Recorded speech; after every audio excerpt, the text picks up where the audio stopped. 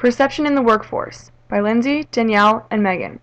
You can follow through along in your textbook on pages 144 to 145. Perception is described as the process whereby we assign meaning to the world around us. What does this mean? We are only aware of small parts of what's going on around us. For example, people who live in the city may not be aware of noises of the traffic. Sometimes people may not recognize things while noticing others, just because they may not be paying attention. Perception occurs in two processes. Selection occurs when a more intense stimulus can cause us to ignore or notice messages around us. People will more likely be able to remember a really tall or a really short person. Repetitive stimuli will also catch our attention. Organization occurs when we select information and arrange it in certain ways. Physical constructs allows us to classify people according to appearance. Role constructs looks at social positions. And interaction constructs looks at behavior. What influences our perception? Senses, age, health, fatigue, hunger, and biological cycles can influence our perception. People may have different hearing senses, which cause them to be very sensitive to noise. Older people may have more experiences. People who are hungry may be more grumpy. Or do you ever find you're more of a morning person than a night person? Some physiological influences also include cultural differences, social roles, self-concept, and shared narratives. Whenever you're in conflict with someone, there is one factor that can make the difference between damaging your relationship and deepening it. That factor is attitude. Perception differences. There is a positive correlation between job satisfaction and attitude towards work. Those with positive attitudes tend to have a higher morale and have less intentions of quitting. On the other hand, those with negative attitudes have a lesser morale and have more intentions of quitting.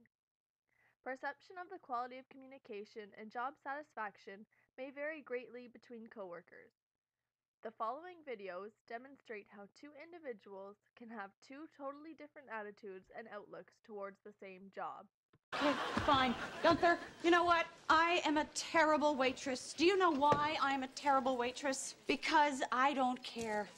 I don't care. I don't care which pot is regular and which pot is decaf. I don't care where the tray spot is. I just don't care. This is not what I want to do. So I don't think I should do it anymore. I'm going to give you my week's notice. What? Gunther, I quit. I mean, the job's easy and the money's good, you know, and I guess I'm gonna be hanging out here anyway. I might as well get paid for it, right? Just feel kind of weird serving you guys, you know? Psychosocial influences. Psychosocial influences include cultural differences, social roles, self-concept, and shared narratives. These affect perception that lead to several opportunities for disagreement in the workplace. When new concepts are introduced, different parties can perceive things differently based on these psychosocial influences. Perception checking. Misunderstandings and conflict may often be prevented by perception checking. For example, a perception check can be used to figure out what your boss means when you don't understand them. This is done through asking questions. This eliminates second-guessing and emotional agitation and personal attacks. This is most useful when working in groups with those of different cultures, backgrounds, and lifestyles. Perception checking improves communication skills between the parties. First impressions. This is the most vital portion during the interview process. Studies have shown that within the first 4 minutes, an employer has made up their mind about a candidate without even finishing the interview process. These hirings are heavily based off a first impression, which, as we know, may not always be accurate. Do I look okay? I'm a little nervous. Oh, yeah, you look great. Yeah. You know, just don't get your hopes up. Why not? Well, the interview. What about it? You know, you don't make a very good first impression. What? Oh, you don't know. Are you serious?